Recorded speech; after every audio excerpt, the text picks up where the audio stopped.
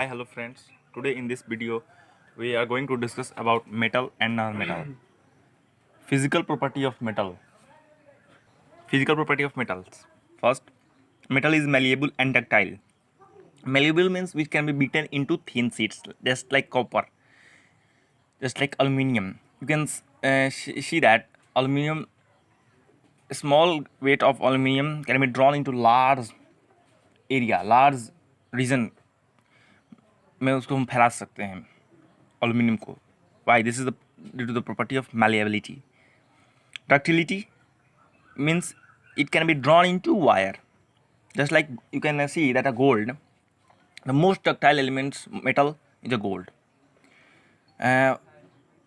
It is said that 1 gram of gold can be drawn into 1 kilometer of length. It is astonishing, or it may be interesting also. Second property, a physical state.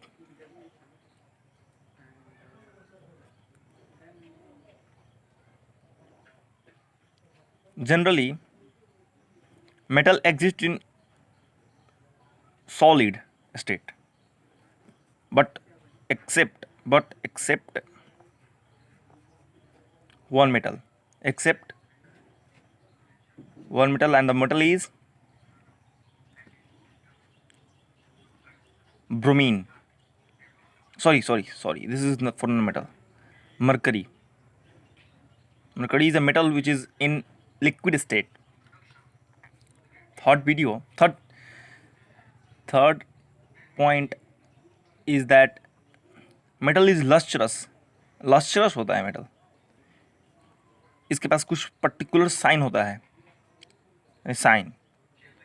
जैसे copper brown colour, gold yellow, iron reddish brown भी हो सकता है, grey colour भी हो सकता है, silver.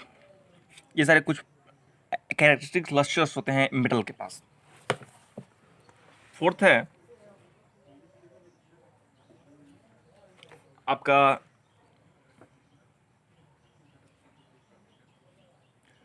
Metal जो होता है वो हैवी होता है. Metal is heavy.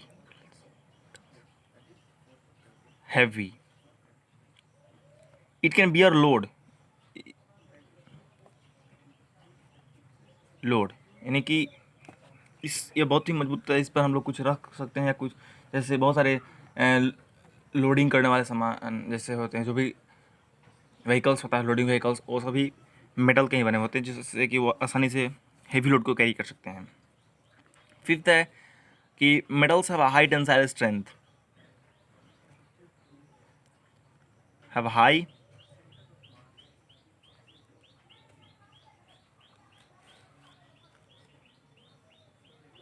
Tensile strength.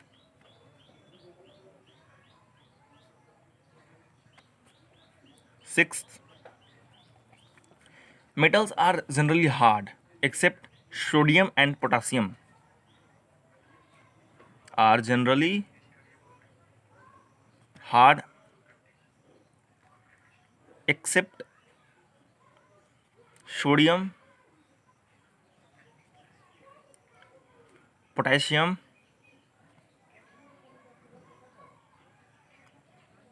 These are few physical properties of metals. Physical property of metal. And next, physical property of non-metal. One of the most important property I have list, that is metals are good conductor of electricity. Metals are good conductor of electricity. Understand? Every metals except a few metals but have also good conductor, but some are less good conductor also, just like lead. Now physical property of non-metal. First, non-metal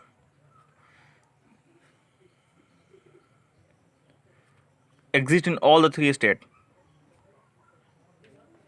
All the three states.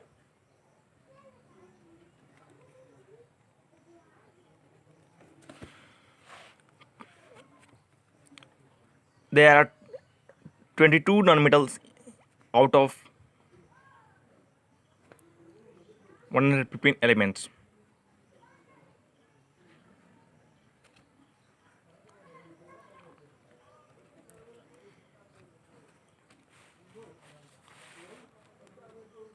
Out of 115 elements, in which 11 are in gaseous state,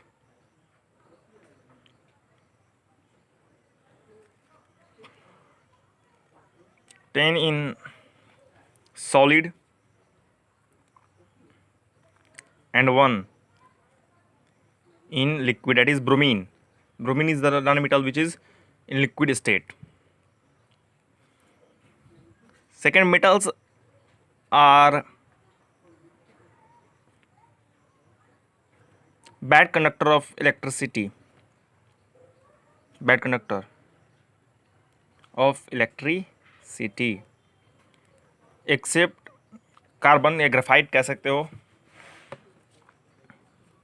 fourth, metals are brittle. It means if you beat any metal, heat करोगे, sorry friends, here is non metal. अगर कोई non metal को आप heat करोगे या hammer से beat करोगे तो मेटल की तरफ फैलेगा नहीं, उसको सीट में नहीं बदल सकते हैं और टूट जाएगा, crumble into pieces. Non metals को अगर हीट करेंगे, जैसे सल्फर लेते हैं, सल्फर येलो कलर का होता है, उसको अगर हम लोग यहाँ पे रख देते हैं, उसको हीट करेंगे तो हीट करने से क्या होगा कि वो छोटे छोटे पीसेस में टूट जाएगा, नहीं कि वो फैलने लगेगा. तो यही है मेटल्स का, ये ब्रिटलनेस का प्रॉपर्टी. नेक्स्ट है आपका metals does not have a lustre. Sorry, अच्छा हमसे सिर्फ मेटल ही बुला रहा है, नॉन मेटल्स नहीं बुला पा रहा है. Non metals do not have lust. Metals do not have luster. Sorry friends, none metals don't have luster. Every time I repeat only metal. Sorry for these mistakes. So next we will discuss about the chemical properties of metal. उसमें हम लोग chemical reactions जानेंगे metals का. Chemical reactions जानेंगे.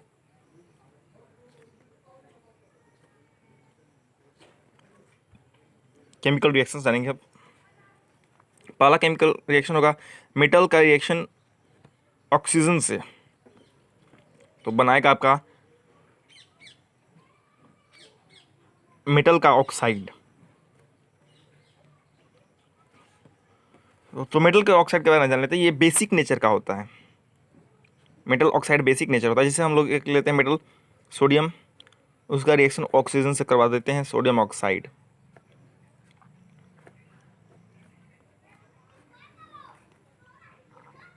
Basic होगा आपका. ये depend करता है, हाँ, ये रिएक्शन जो होता है वो वेरी वेरी फास्ट रिएक्शन होता है. तो आपको ये जानना चाहिए कि कैसे रिएक्शन कभी इजीली होता है, कभी रिएक्शन वेरी डिफ़िकल्ट, मतलब बहुत सारे कैटलिस्ट हीटिंग करने पड़ते हैं तब रिएक्शन होता है. जैसे कॉपर को अगर ऑक्सीजन से रिएक्शन करवाना है तो आप फर्स्ट ऑफ ऑल कॉपर को स्ट्रांगली हीट करना होगा. तो ये डिपेंड करता है रिएक्टिविटी सीरीज़, कौन सा मेटल कितना रिएक्टिव है उसी पे डिपेंड करता है. ये कोई मेटल ऑक्सीजन या किसी भी चीज़ से इजीली रिएक्ट करे या वेरी मतलब उसके लिए क्या कुछ कंडीशन चाहिए, जैसे कि आप समझ सकते हैं. रिएक्टिविटी सीरीज जानते होंगे तो हम लिख देते हैं. देखिए सोडियम से पहले होगा पोटासियम से, potassium, sodium, calcium, magnesium, aluminium, sorry ये कैपिटल हो, zinc, ferrous, lead, hydrogen, mercury, copper, Ag, Au और Pt। तो हम लोग देख रहे हैं कि मोस्ट रिएक्टिव है आपका पोटाशियम, उसके बाद है सोडियम, उसके बाद है कैल्शियम, उसके बाद magnesium, aluminium, zinc, ferrous, lead, hydrogen, mercury, copper,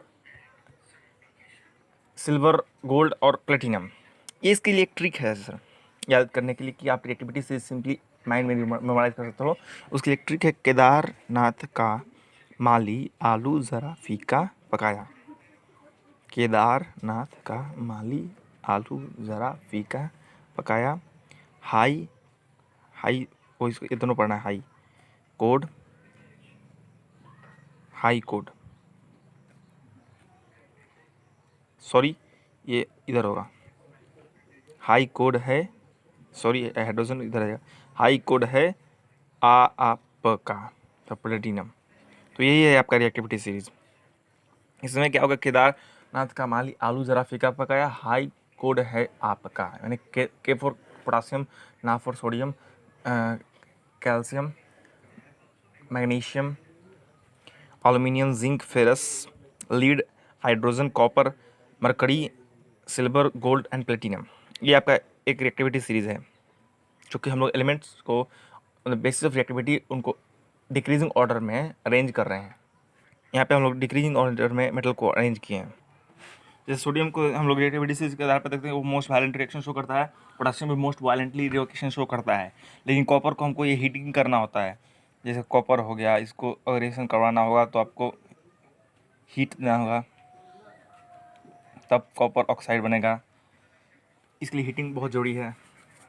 तो हमको बहुत सारे रिएक्शंस को डिपेंड करते हैं उसके रिएक्टिविटी सीरीज के आधार पे। अब reactions of metal with water, reaction with water कैसे रिएक्शन होगा आप देख लेते हैं। सोडियम का भी वही हाल है कि सोडियम अगर वाटर से रिएक्ट करेगा तो बनाएगा sodium hydroxide, that is a base, coercive base, and hydrogen gas will be release. और जो भी सोडियम जो रिलीज होगा वो सोडियम हाइड्रोक्साइड जो बनेगा वो एक वाटर सोल्यूबल बेस है, जिसको हम लोग बोलते हैं अल्कली। तो ये जनरल ट्रेंड है रिएक्शन का मेटल्स का वाटर के साथ, बट डिपेंड करता है रिएक्टिविटी पे। ये भी जैसे सोडियम, मैग्नीशियम ये सब रिएक्ट करेंगे, कैल्शियम रिएक्ट करेंगे, पोटेशियम रिएक्ट करेंगे तो हाइड्रोक्साइड ही बनेगा, बेस बनेगा। लेकिन ये आपका जानना जरूरी है कि कुछ मेटल जैसे फेरस, कॉपर, ये सब रिएक्शन होंगे तो ईजिली रिएक्शन नहीं होंगे। इसके लिए आपको चाहिए कुछ कैटलिस्ट, जैसे कि कॉपर ये सबको हीट कर रिएक्शन करवाना, तो उसका हम लोग कोल्ड वाटर से रिएक्शन नहीं करवा सकते हैं। उसके लिए हमको चाहिए स्टीम, और स्टीम के लिए हम लोग ये रिएक्शन के लिए एक पार्टस आपको दिखला रहे हैं। जैसे ये है पार्टस आपको दिखला रहे हैं हम, ये टेस्ट ट्यूब है। इसमें हम एक मेटल सैंपल रख लेते हैं, जैसे कॉपर का ये मेटल है। इसे यहाँ पे एक ऊल रहेगा, ऊन पता है ना, ऊन soaked in water, wool soaked in water. ये आपका स्टैंड है, यहाँ पे ऐसे हम खड़ा कर दिए। ये आपका बर्नर है, बंसन बर्नर, इसको या हम कुछ भी कर सकते हैं, कुछ भी क्या बर्नर ही है। ये हीट कर रहा है ये मेटल सैंपल को, ये मेटल सैंपल है, सॉरी ये है ऊल सोक्ड इन वाटर। इस वाटर को हीट करेगा तो वाटर एवापोरेट होगा, और ये स्टीम के फॉर्म में यहाँ जाके इसको हीट करेगा, और ये रिएक्शन होगा। तो कॉपर और ऑक्सीजन के वाटर के बीच में रिएक्शन होगा, तो बनेगा आपको क्या, ये इसको एफ मान लेते हैं, तो बनेगा रिएक्शन होगा तो बेस नहीं बनेगा, ये स्टीम हम लेते हैं। क्योंकि हम लोग पढ़ चुके हैं क्लास 10th के फर्स्ट चैप्टर में ही सॉलिड फिजिकल स्टेट को रिप्रेजेंट करने के लिए। तो जो रिएक्शन होगा उसमें बनेगा Fe,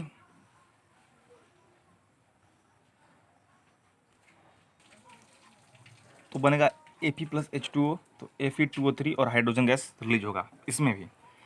लेकिन एक केस आपको जानना होगा कि सोडियम जब हम वाटर में डालते हैं तो ब्रस्ट क्यों करता है, उसमें आग क्यों फेंकता है, इसके पीछे क्या कारण है।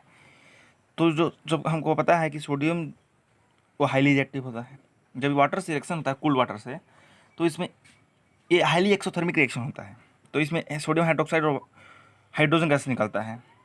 और आपको पता होना चाहिए कि जब हाईली एक्सोथर्मिक यानी कि हाईली हीट, लार्ज अमाउंट में हीट रिलीज होगा, तो जैसे हीट रिलीज होता है वो हाइड्रोजन को जलने के लिए मतलब वो हीट सफिशिएंट होता है और हाइड्रोजन जलने लगता है। और वो भी आपको पता होना चाहिए, हाइड्रोजन जब भी जलता है तो उसका एक स्पेशल साउंड होता है, वो पॉप साउंड। तो यही है कॉज ऑफ, जैसे कि अब सोडियम को हम लोग वाटर में डालते हैं, तो सोडियम को जैसे हम लोग वाटर में डाल देते हैं तब वो पॉप साउंड मतलब एक कैरेक्टरिस्टिक साउंड देता है और वो आग उसमें जलने लगता है। तो ये कॉज है इसका। कैल्शियम के केस में नहीं होता। कैल्शियम में क्या होता है कि मेटल फ्लोट करने लगता है ऊपर, वाटर के ऊपर। क्यों? इसके पीछे यही कारण है कि हाइड्रोजन गैस जो होता है ना, वो कैल्शियम मेटल के ऊपर स्टिक कर देता है और इसके कारण वो फ्लोट करने लगता है। यही हाल मैग्नीशियम के साथ भी है। तो ये सब हम लोग केमिकल रिएक्शंस पढ़ें मेटल का, और एक और रिएक्शंस पढ़ते हैं मेटल का हम लोग एसिड के साथ ना, एसिड के साथ, डाइल्यूट एसिड के साथ। जैसे सोडियम का रिएक्शन के बाद देते हैं HCl के साथ, बनेगा सोडियम क्लोराइड और हाइड्रोजन गैस रिलीज होगा सब केस में, सारा केस में। तो ये रिएक्शन सिंपल ट्रेंड है, यानी कि मेटल का रिएक्शन अगर एसिड से करवा लो तो आपको सॉल्ट मिलेगा, मेटल सॉल्ट, और हाइड्रोजन गैस रिलीज होगा। लेकिन क्या है कि इसमें एक केस होता है कि एक एसिड है HNO3 नाइट्रिक एसिड, जो आपको पता होना चाहिए। ये नाइट्रिक एसिड जो होता है वो वेरी वेरी स्ट्रॉन्ग ऑक्सीडाइजिंग होता है। जब इसमें मेटल से जब हम लोग रिएक्शन करवाते हैं HNO3 का, तो ये रिएक्शन देता है मेटल सॉल्ट, देता है जरूर, बट ये वाटर को दे देता है। इसमें हाइड्रोजन गैस रिलीज नहीं होता, या इसमें वाटर हाइड्रोजन गैस रिलीज होता है भाई, ये बात नहीं कर सकते, हाइड्रोजन गैस नहीं रिलीज होता। लेकिन इसमें क्या होता है कि जो हाइड्रोजन गैस जो रिलीज होता है ना, उसको ये ऑक्सीजन प्रोवाइड कर देता है HNO3, बिकॉज इट हमको पता है कि ये एक स्ट्रॉन्ग ऑक्सीडाइजिंग एजेंट है, और ऑक्सीडाइजिंग एजेंट का यही काम है किसी को ऑक्सीडाइज करना है, किसी को ऑक्सीजन प्रोवाइड करना है।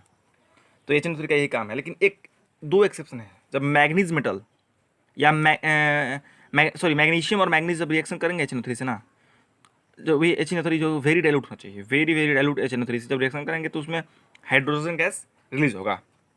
जैसे एक रिएक्शन देख लेते हैं, Mg बनेगा इसमें MgNO3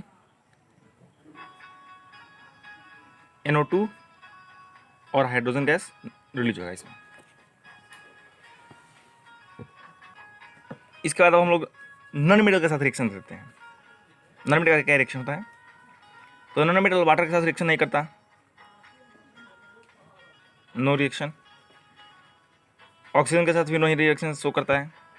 कुछ नॉन मेटल है जैसे करते हैं, जैसे कि आपका हो गया SO2 सल्फर हो गया, आपका सल्फर ऑक्साइड हो गया, कुछ ऐसे नॉन मेटल हैं। वाटर हाइड्रोजन ऑक्साइड हो गया H2O, ये भी एक नॉन मेटल है ना। अब हम लोग सीधा मेटल नॉन मेटल के रिएक्शन के बाद हम लोग अब चलते हैं मेटल नॉन मेटल का कंबाइनिंग देखते हैं, क्या कैसे कंबाइन होता है, क्या होता है, यानी कि केमिकल बॉन्डिंग इसमें पढ़ना है हमको, क्योंकि क्लास 10th में हमको पढ़ना है केमिकल बॉन्डिंग और उसके टाइप्स भी। तो फ्रेंड्स चलते हैं हम लोग केमिकल बॉन्डिंग। मेटल और नॉन मेटल कंबाइन क्यों करते हैं, इसके पीछे एक कारण ये है कि फर्स्ट कारण है ऑक्टेट के लिए, ऑक्टेट पूरा करना चाहते हैं, या इनर्ट गैस कन्फिग्रेशन या नोबल गैस कन्फिग्रेशन कर सकते हो आप। इनर्ट गैस कन्फिग्रेशन मतलब कि चाहते हैं कि हम अपने,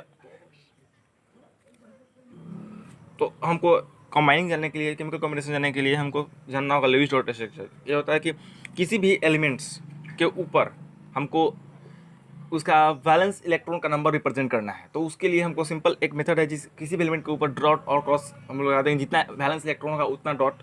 जैसे सोडियम का बैलेंस इलेक्ट्रॉन 1 है तो उसमें एक डॉट या क्रॉस भी लगा सकते हैं। मैग्नीशियम के ऊपर, मैग्नीशियम के 2 बैलेंस है तो 2 बैलेंस इलेक्ट्रॉन, तो 2 डॉट।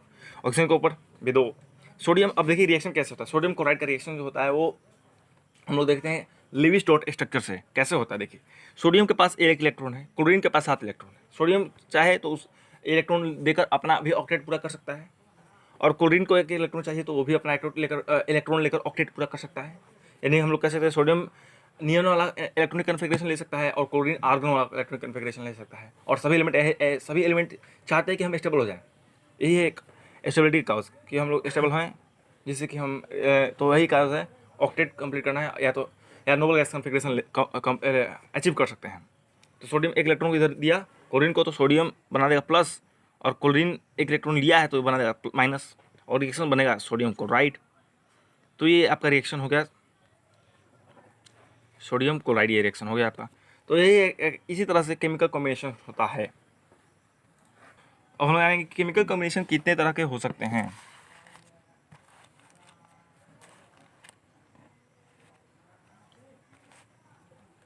फर्स्ट सिंपल, इस क्लास 10th में हमको दो ही तरह के पढ़ने हैं केमिकल कॉम्बिनेशन।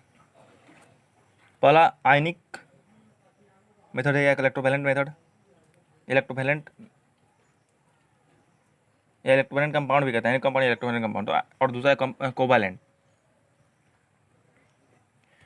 आयनिक क्या होता है कि इसमें ट्रांसफर ऑफ इलेक्ट्रॉन, एक इलेक्ट्रॉन देता है, एक इलेक्ट्रॉन एक इलेक्ट्रॉन लूज करता है, एक इलेक्ट्रॉन गेन करता है। जैसे सोडियम क्लोराइड के हम लोग केस में देखा है कि सोडियम ने एक इलेक्ट्रॉन क्लोरीन को देकर ये कंप्लीट किया अपना दोनों इलेक्ट्रेट इस तरफ से। और दूसरा हो सकता है कोवैलेंट, यानी कि दोनों के बीच में शेयरिंग ऑफ इलेक्ट्रॉन हो, जैसे कि हाइड्रोजन मॉलिक्यूल, हाइड्रोजन के पास एक इलेक्ट्रॉन है और दोनों हाइड्रोजन इसके पास भी एक इलेक्ट्रॉन है और दोनों को चाहिए दो दो इलेक्ट्रॉन, जिससे कि वो नोबल गैस कन्फिग्रेशन हीलियम को ले ले।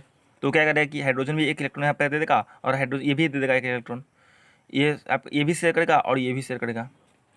तो ये H2 मॉलिक्यूल। तो हम लोग देखें ये कोवैलेंट बॉन्ड है।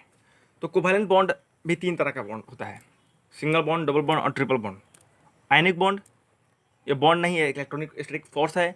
इसमें कोई हम लोग ये जो हम लोग ये डायरेक्शन शो किए हैं, ये डायरेक्शन नहीं होता, ये नॉन डायरेक्शन होता है। ये आयनिक कंपाउंड, आयनिक बॉन्ड ये नॉन डायरेक्शन होता है। और जो कोवैलेंट बॉन्ड होता है वो डायरेक्शन होता है। और ये इसमें जो होता है ना, हम लोग इसमें ये जो सिंबल है डैश का, ये सिंबल हम उसको करते हैं। तो अगर सिंगल कोवैलेंट बॉन्ड है तो उसमें सिंगल डैश होगा। डबल कोवैलेंट है जैसे कि आपको पता होना चाहिए ऑक्सीजन के मॉलिक्यूल के बीच में, तो डबल डैश होगा। अगर ट्रिपल है तो ट्रिपल कोवैलेंट बॉन्ड है तो ट्रिपल होगा, तो नाइट्रोजन के केस में N2। तो ये सब ये टाइप होते हैं कंपाउंड, मतलब केमिकल बने हुए हैं। किस तरह कॉम्बिनेशन हो सकता है, तो दो तरह से हो सकते हैं। एक कोऑर्डिनेट बॉन्ड भी होता है, वो हमको नहीं जानना, अभी क्लास 11th में जानना है। तो कोवैलेंट बॉन्ड होता है कि हम शेयरिंग करते हैं, हम भी दें और वो भी दें और दोनों एक साथ शेयरिंग करें। जैसे कि हाइड्रोजन केस में वो भी हाइड्रोजन भी दिया। ये जैसे आप एक कम मॉलिक्यूल नहीं देखें, आप सिर्फ एक कंपाउंड देख लेते हैं, कोवैलेंट कंपाउंड। जैसे ले लेते हैं हम लोग मीथेन ले लेते हैं सिंपल। कार्बन के बैलेंस इलेक्ट्रॉन में 4 एलिमेंट हैं, हाइड्रोजन के बैलेंस इलेक्ट्रॉन में एक, ये हाइड्रोजन भी एक, ये हाइड्रोजन भी एक है, ये भी हाइड्रोजन एक के पास एक है। इसके दो पूरे हो जाएंगे,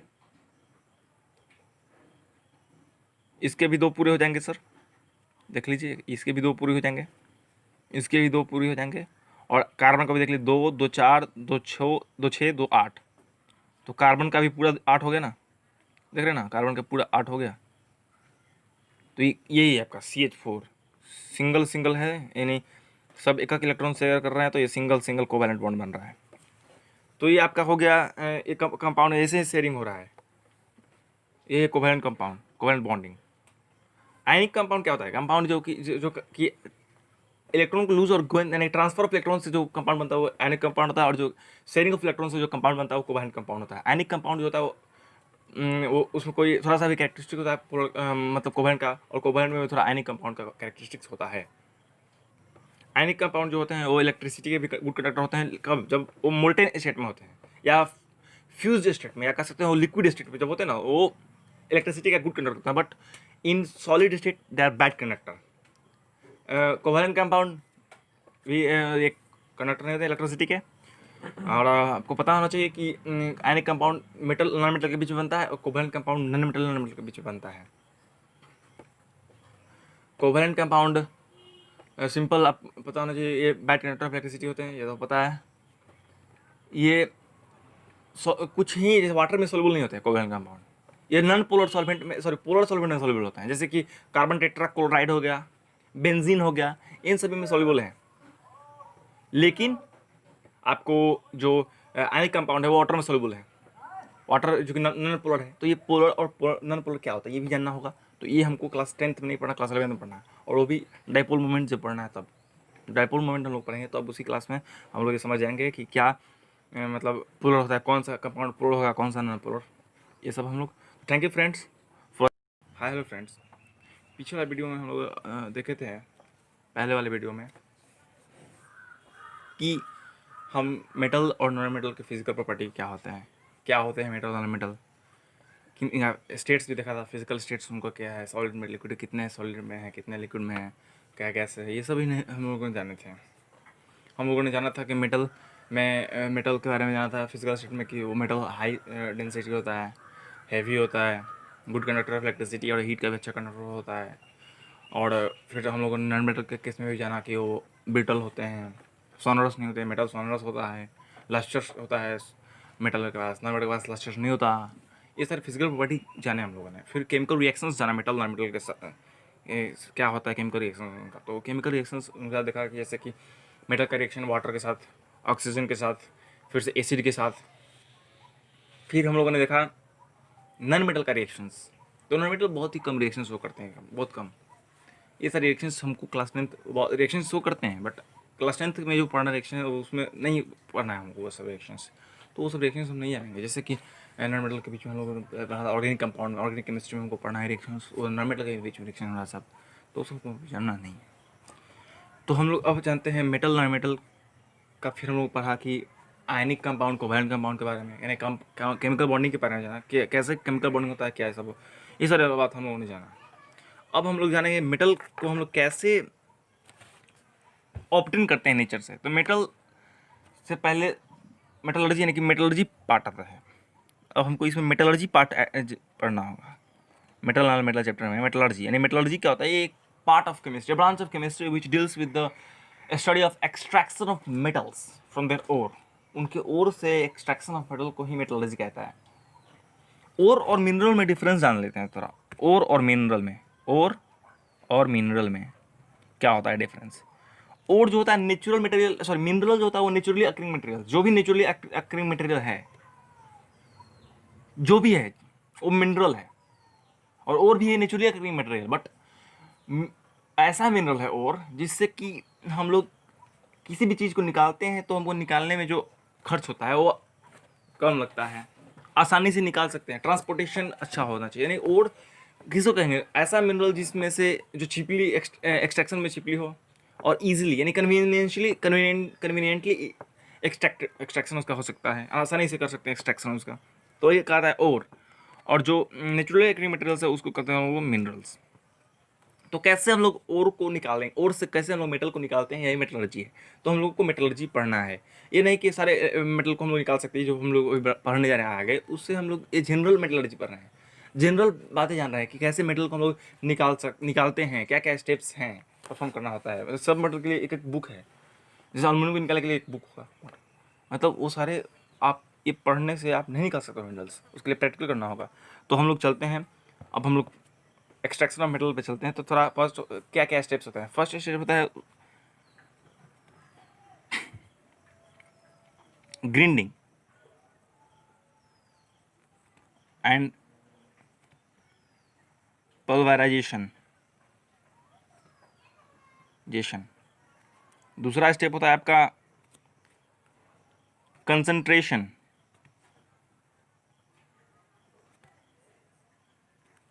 तीसरा होता है आपका कन्वर्जन इनटू ऑक्साइड।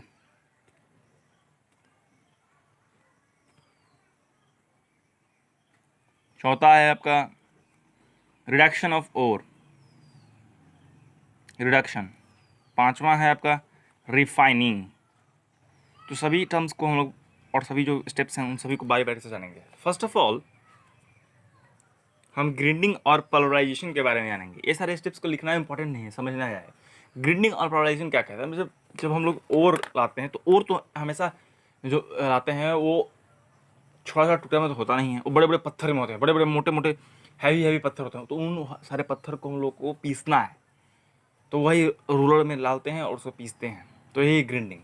और पल्वराइजेशन क्या है, उसमें क्या करते हैं कि जो मतलब लिक्विड में उसको डुबो देते हैं। जो क्रश ओड़ है या जो ग्राइंडेड जो ओड़ है उसको हम लोग लिक्विड में डाल देते हैं, वही होता है पल्वराइजेशन। नहीं वही उसको हम लोग लिक्विड में डाल देते हैं। तो वो मतलब क्या कह सकते हो आप कि हम लोग जो इम्प्योरिटीज है, जैसे जैसे कोई ऐसी है थोड़ा सा मतलब समझ रहे हैं, जो सॉलिड पार्टिकल्स हैं और जो धूल कण है वो सॉल्युबल होता है, जो सॉल्युबल होगा उसमें घुल जाएगा और जो सॉलिड होगा वो बाहर निकल जाएगा। तो हम लोग इसके पल्वराइजेशन करते हैं। तो पल्वराइजेशन और ग्राइंडिंग में है कि हम लोग फर्स्ट ऑफ ऑल उसको ओर को क्रश करेंगे, और क्रशिंग, और का क्रशिंग करेंगे, और फिर उसको मतलब मतलब जो वाटर है ना, और नेक्स्ट में हम लोग वाटर में डिप कर देंगे उसको। डिप कर देंगे उसको। फिर दूसरा है आपका कंसंट्रेशन। कंसंट्रेशन के लिए 5 मेथड है। पहला मेथड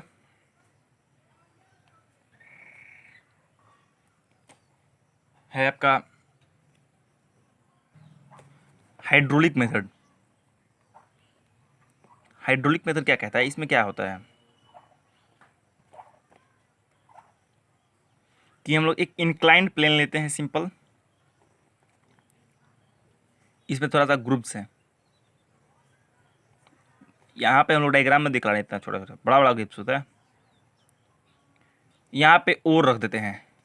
कंसंट्रेशन का मतलब पहले जाने थे क्या था। कंसंट्रेशन का मतलब होता है कि जो इम्प्योरिटीज़ हैं उसको निकालना है हमको, किसी भी तरह से हम लोग इम्प्योरिटीज़ को निकालना है हमें ओर से। तो ये ओर है, इसमें इम्प्योरिटीज़ हैं। यहाँ पे हम लोग क्या करेंगे कि यहाँ पे एक लार्ज अमाउंट और लार्ज प्रेशर वाला जो है ना, फोर्सिंग कैसे है हम लोग उसको, उतना मतलब थ्रस्ट वाला, उतना फोर्स वाला पानी मतलब पाइप लेंगे और उसमें पानी उससे उस पर डालेंगे। और कंटेनिंग इम्प्योरिटीज से क्या होगा कि और मान लेते हैं कि हैवी है और इम्प्योरिटीज लाइट है, तो जो हैवी मटेरियल जो होगा वो तो धीरे धीरे इधर इस पे टेबल पे इंक्लाइन प्लेन पे आएगा, और जो लाइट है वो तुरंत, जैसे किसी भी हल्का चीज़ को मतलब जितना फोर्स लगाए, मतलब 5 न्यूटन फोर्स लगाना है हम लोग एक केजी मास पे और एक ग्राम मास पे, तो जो एक ग्राम वाला मास तुरंत मतलब तुरंत जल्दी में ही डिस्प्लेसमेंट उसका हो जाएगा, लेकिन 1 केजी वाला का नहीं हो पाएगा उतना आसानी से। तो वही है कि ये धीरे जो है और है वो हैवी है, वो धीरे धीरे इस पे आएगा और इस ग्रुप्स में फंस जाएगा, लेकिन इम्प्योरिटीज सॉल्युबल है, नीचे इधर गिर जाएगा। तो ये यहाँ पे इम्प्योरिटीज आ गया और यहाँ पे ये जो ग्रुप्स हैं इसमें थोड़े थोड़े थोड़े और हो जाएंगे। तो ये पहला मेथड है हाइड्रोलिक मेथड। इसमें क्या प्रिंसिपल है, ग्रेविटी, स्पेसिफिक ग्रेविटी, यानी कि डेंसिटी में डिफरेंस है, स्पेसिफिक ग्रेविटी में डिफरेंस या मास में कह सकते हैं डिफरेंस। दूसरा मेथड है आपका मैग्नेटिक सेपरेशन। मैग्नेटिक सेपरेशन, देखिए क्या होता है इसमें। ये एक कन्वेयर बेल्ट है, इसमें एक व्हील होता है, और एक व्हील जो होता है ना वो होता है मैग्नेटिक नेचर। ये आपका व्हील है, ये भी आपका व्हील ही है। ये ऐसे ऐसे घूमेगा, ये भी ऐसे आपको घूमेगा। यहाँ पे हम लोग इसमें और और जो है इम्प्योरिटीज कंटेनिंग और हम लोग रख देते हैं। यहाँ पे और गिर रहा है, और गिर रहा है, गिर रहा है, यहाँ पे गिर रहा है। और चूंकि हमको ये बताना चाहिए एक मैग्नेटिक होना चाहिए, इम्प्योरिटीज और में से एक मैग्नेटिक और एक नॉन मैग्नेटिक होना चाहिए, यानी और या मान लेते हैं और मैग्नेटिक है, और को मान लेते हैं ये मैग्नेटिक है, और इम्प्योरिटीज जो है ना वो नॉन मैग्नेटिक है। क्या होगा कि यहाँ से हम लोग जो और है निकाल रहे हैं, गिरा रहे हैं, इम्प्योरिटीज कंटेनिंग और को उधर से ऊपर से गिरा रहे हैं उस पर। तो ये चूंकि मैग्नेटिक है तो और जो है वो मैग्नेटिक है, और वो भी और ये व्हील जो है मैग्नेट का है ये, और मैग्नेटिक है, तो ये इसमें चिपक जाएगा। और चूंकि जो इम्प्योरिटीज है नॉन मैग्नेटिक है, तो वो क्या होगा कि इधर ऐसे गिर जाएगा, इधर बाहर इधर यहाँ पे इसका स्टैक हो जाएगा, ये इधर इम्प्योरिटीज गिर गया। और चूंकि आपको पता है ये इतना दूर तक मैग्नेटिक है और ये और भी मैग्नेटिक है, तो इसमें चिपका और यहाँ पे आके और गिर गया, ये और है और ये इम्प्योरिटीज है। तो ये सेपरेशन हो गया और इम्प्योरिटीज का दूसरा मेथड। तीसरा है आपका फ्रॉथ फ्लोटेशन। फ्रॉथ मीन्स झाग, फ्लोटेशन क्या होता है इसमें। इसमें क्या होता है कि सल्फाइड और का इससे हम लोग निकाल सकते हैं इम्प्योरिटीज, क्योंकि सल्फाइड इसमें क्या प्रिंसिपल है, एक होना चाहिए हाइड्रोफोबिक और एक होना चाहिए हाइड्रोफिलिक। ये सारे टर्म्स हम लोग डिस्कस करते हैं। फर्स्ट ऑफ ऑल ये बड़ा सा टैंक लेते हैं हम लोग, सॉरी ये डायग्राम थोड़ा गड़बड़ हो जा रहा है। ये बड़ा सा टैंक है, यहाँ पे एक हवा वाला मतलब हाई प्रेशर वाला विंड इसमें लाएंगे, एयर लाएंगे, जिससे, और यहाँ पे एक वाटर रहेगा और इसमें थोड़ा ऑयल भी है, ऑयल भी है और इधर वाटर भी है। और चूंकि ये दोनों इमिसिबल हैं, मतलब मिसिबल लिक्विड नहीं है, इसमें क्या करते हैं हम लोग और डाल देते हैं। और चूंकि एक और होना चाहिए, एक और में और इम्प्योरिटीज़ में कोई सल्फाइड होना चाहिए, सल्फाइड और होना चाहिए। सल्फाइड और को हम लोग इससे निकाल सकते हैं, तो सल्फाइड और को इसमें डाल देते हैं। चूँकि सल्फाइड और जो होता है ना वो हाइड्रोफिलिक होता है। Hydrophilic means, hydro means water और फिलिक मीन पसंद, मतलब पानी को वो पसंद करें, पानी से वो मिल सकता है। हाइड और एक होना चाहिए हाइड्रोफोबिक, यहाँ पे इम्प्योरिटीज होना चाहिए हाइड्रोफोबिक। इट मीन्स पानी से दूर भागता है, पानी से डरता है, हाइड्रोफोबिक होना चाहिए। तो क्या होगा कि जो हाइड्रोफोबिक होगा वो ऑयल से मिल जाएगा, ऑयल से जाकर मिल जाएगा, और जो हाइड्रोफिलिक होगा वो वाटर में सोल्यूबल हो जाएगा। तो जो ऑयल से मिलेगा तब क्या करेंगे कि जैसे यहाँ पे एयर प्रेशर डालेंगे, इधर हाई प्रेशर एयर प्रेशर डालेंगे तो एजिटेट हो जाएगा, और एजिटेट होकर जो इम्प्योरिटीज है वो ऊपर आकर जमा हो जाएगा। जैसे हम लोग देखते हैं जो घी बनता है उसमें क्या होता है कि जो मट्ठा हम लोग जो बोलते हैं, लस्सी जो होता है उसमें उसको लोग मखनी से मखते हैं, तो मखनी से जो मखा जाता है उसको, तो उसमें क्या होता है वो भी जो जो आपका ये है दूध, वो मिक्स इमल्सन है, ये भी इमल्सन है। और लिक्विड लिक्विड को ही सॉल्यूशन को हम लोग बोलते हैं इमल्सन। और किस चीज़ का है मिक्सचर, ये ऑयल और वाटर का है। तो वाटर तो इसमें क्या होता है कि जो ऑयल होता है वो ऐसे मखनी से मखते हैं तो ऑयल ऊपर आता है झाग के फॉर्म में, देखते हैं ना, वो ऊपर आता है, और ये पानी नीचे आता है तो हम लोग निकाल लेते हैं। उसी तरह यहाँ पर भी क्या होता है कि ये ऑयल ऊपर आ गया तो उसमें जो इम्प्योरिटीज है वो चूँकि ऑयल में सॉल्युबल हैं तो ऑयल ऊपर आ गया इम्प्योरिटीज भी, तो उसको इम्प्योरिटीज को हम लोग एक होता है फिल्टर या कुछ होता है जिससे हम लोग निकाल लेते हैं। तो ये सिंपल हमको ओर में जाता है और ये इम्प्योरिटीज निकल जाता है। तो ये तीसरा मेथड हुआ। चौथा मेथड है आपका लीचिंग या केमिकल मेथड कहते हैं। क्या होगा इसमें कि हम लोग किसी भी कंपाउंड को केमिकल में डुबोते हैं जिससे कि उसका मतलब हम लोग इम्प्योरिटी निकाल सकते हैं। जैसे कि एक एग्जांपल है, बेस्ट एग्जांपल है एल्यूमिनियम का और Al2O3.2H2O। इसको क्या करते हैं हम लोग सोडियम हाइड्रोक्साइड में डाल देते हैं। रिएक्शन ऐसा होता है, एल्यूमिनियम हाइड्रोक्साइड और सोडियम हाइड्रोक्साइड फिर से बन जाता है। अब क्या करते हैं कि एल्यूमिनियम हाइड्रोक्साइड को चूंकि सोडियम हाइड्रोक्साइड सोल्यूबल होता है और एल्यूमिनियम हाइड्रोक्साइड प्रिसिपिटेट होता है, इनसॉल्युबल। क्या करते हैं इसको कि इसको बाहर निकाल कर इसको हीट करते हैं, मतलब हाई टेम्परेचर पे इसको हीट किया जाता है। तो क्या होता है कि ये Al2O3 और ये वाटर में ब्रेकडाउन हो जाता है। तो ये हमको एल्यूमिनियम मिल गया, इसको हम लोग बोलते हैं एल्यूमिना। तो ये मेथड है आपका, ये मेथड इस प्रोसेस के लिए एप्लीकेबल है। लीचिंग यानी लीचिंग मेथड जो है ना ये इस प्रोसेस के लिए ही एप्लीकेबल है। जैसे कि हम लोग मतलब जैसे अमोनिया का जो है ना बॉक्साइट, इसको बोलते हैं हम लोग बॉक्साइट, इसको सोडियम हाइड्रोक्साइड में डिजोल्व कर देंगे। उसके बाद हमको मिलेगा एल्यूमिनियम हाइड्रोक्साइड जो कि प्रेसिपिटेट होता है, और सोडियम हाइड्रोक्साइड सॉल्युबल। उसको हम लोग सेपरेट करके उसको फिर हीट करेंगे हाई टेम्परेचर में 100,000 डिग्री सेल्सियस पे इसको इग्नाइट कर देना है हमको। और उसके बाद हमको एल्यूमिनियम मिल जाएगा और वाटर मिल जाएगा। हमको यही प्रोसेस चाहिए। अब कंसनट्रेशन के बाद हम लोग चाहेंगे कन्वर्जन इनटू ऑक्साइड, क्योंकि किसी भी और को डायरेक्ट हमको उस फॉर्म से निकालना है तो हमको सिंपल होगा ऑक्साइड से निकालने के लिए, क्योंकि सल्फाइड से उतना आसानी से नहीं निकाल सकते, कार्बोनेट से उतना आसानी से नहीं निकाल सकते। तो क्या क्या मेथड है, तो कन्वर्जन ऑक्साइड में करने के लिए आपको पहला मेथड है आपका रोस्टिंग, और दूसरा है कैल्सिनेशन। कैल्सिनेशन रोस्टिंग क्या होता है, रोस्टिंग हीटिंग सल्फाइड और इन प्रेजेंस ऑफ O2, ये मेथड है रोस्टिंग, इसको बोलते हैं। क्या होता है कि किसी भी सल्फाइड और, जैसे कि मान लेते हैं हाइड्रोजन सल्फाइड तो और नहीं है, ले लेते हैं जैसे कि मरकरी सल्फाइड, यानी उसको हम लोग बोलते हैं सिनेबार। ये और जो होता है इसको बोलते हैं हम लोग सिनेबार, इसका नाम होता है सिनेबार। मरकरी सल्फाइड को हम लोगों को ऑक्सीजन के प्रेजेंस में हीट करना है, डेल यानी हीट का सिंबल होता है ना, हीट करेंगे तो हमको मिलेगा HgO और SO2। तो ये जो HgO हो तो यही मेथड है किसके लिए, रोस्टिंग किसके लिए, सल्फाइड और के लिए वाली है। और ये होता है मेथड होता है प्रेजेंस ऑफ ऑक्सीजन में। हम लोगों ने देखा रिएक्शन कि HgS जब ऑक्सीजन से रिएक्शन करता है तो HgO बनाता है, तो हमको यही चाहिए conversion of ore into oxide, तो ऑक्साइड में कन्वर्ट हो गया। दूसरा मेथड है आपका कैल्सिनेशन।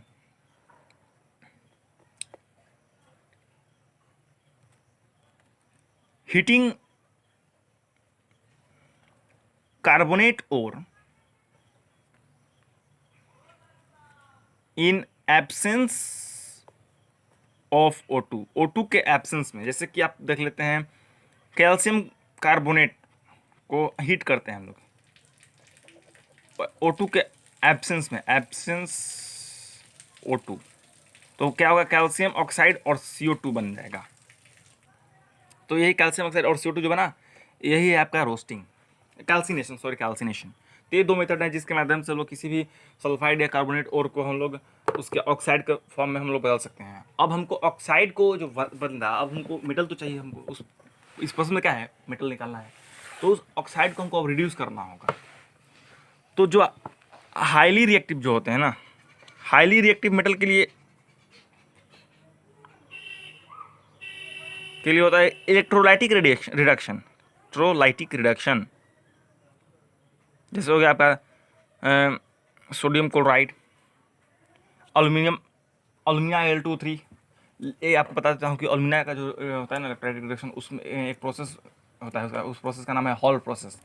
इसी उन्हीं का, ये हॉल साइंटिस्ट हैं, उन्होंने हॉल एंड हेरोल्ड प्रोसेस बोलते हैं ना, हॉल एंड हेरोल्ड दिए थे।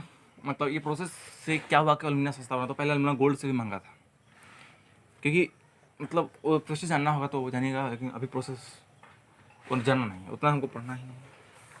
तो हाईली रिएक्टिव मेटल को हम लोग इलेक्ट्रोलाइटिक रिडक्शन से निकालते हैं।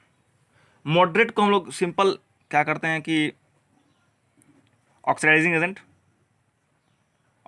एजेंट से निकालते हैं। जैसे कि हो गया आपका, सॉरी ऑक्सीडाइजिंग, रिड्यूसिंग एजेंट, जैसे कि आपका हो गया अमोनिया, एक अच्छा रिड्यूसिंग एजेंट है। आपका हो गया, आपको जैसे कि कार्बन हो गया, कोक भी कर सकते हो, कार्बन मोनोऑक्साइड भी हो गया। तो ये सब कुछ ऐसे हैं जो अच्छे रिड्यूसिंग एजेंट है, जिनके माध्यम से जैसे आप लिख सकते हो जिंक ऑक्साइड को हम लोग रिड्यूस करना है, तो जिंक प्लस CO हो गया। जैसे अब हो गया आपको Fe ferrous oxide Fe2O3 plus carbon, Fe plus CO2, ये हो गया। तो ये सब कुछ ऐसे हैं जो कि हम लोग रिड्यूस करते हैं इसमें, इसके माध्यम से। हाइड्रोजन भी एक अच्छा है, जैसे कि जिंक ऑक्साइड को ही ले लेते हैं, हाइड्रोजन से करवा देते हैं, तो जिंक और वाटर बन जाएगा। तो अच्छा, ये भी रिड्यूसिंग एजेंट का काम करता है।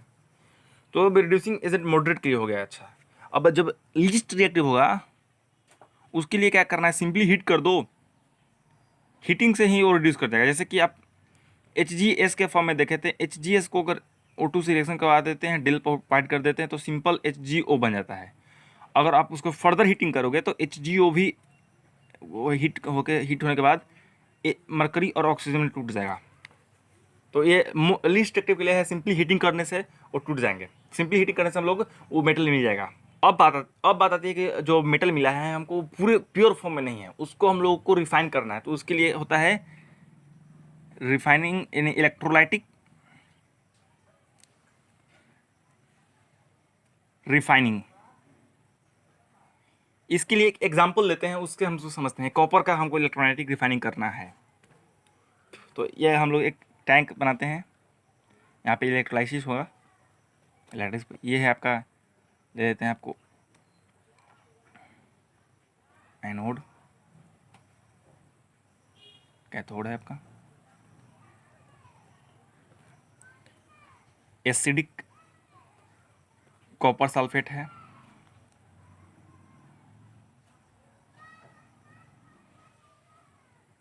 प्लस।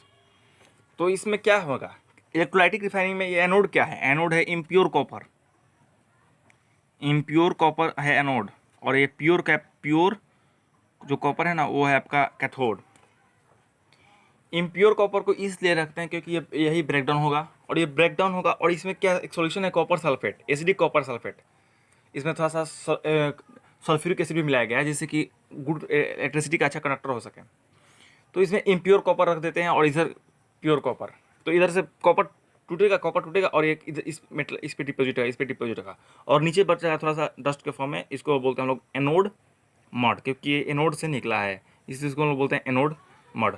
तो ये whole refining process, whole metallurgy का प्रोसेस हम लोगों ने देखा इसमें, कि पहले क्या क्या करना है मेटल। जैसे हम लोगों को एक एग्जांपल ले लेते हैं, एक एग्जांपल से समझते हैं टोटल मेटलर्जी क्या होता है। मेटलर्जी हम लोग जितना स्टेप समझें उसके हम एग्जाम्पल मेटल के लेते हैं, उसके बाद हम लोग ये देखते हैं क्या होता है। जैसे हमको मर्क HGS लेते हैं, इसका हमको मेटलर्जी करना है, मैंने मतलब उसका मेटल Hg निकालना है उससे। तो HGS को क्या करेंगे है कि हमको पहले हम लोग इसको HGS को नहीं लेते हैं, हम लोग सिंपल एक एलिमेंट को लेते हैं जिसे आसानी से निकाल सकते हैं। जैसे आप ले लेते हो जिंक सल्फाइड को ही ले लो, तो जिंक सल्फाइड है आपको पास, तो जिंक सल्फाइड को हम लोग सल्फाइड हो रहा है तो उसको पहले हम लोग पीसेंगे, तो पीसने वाला काम होगा ही होगा।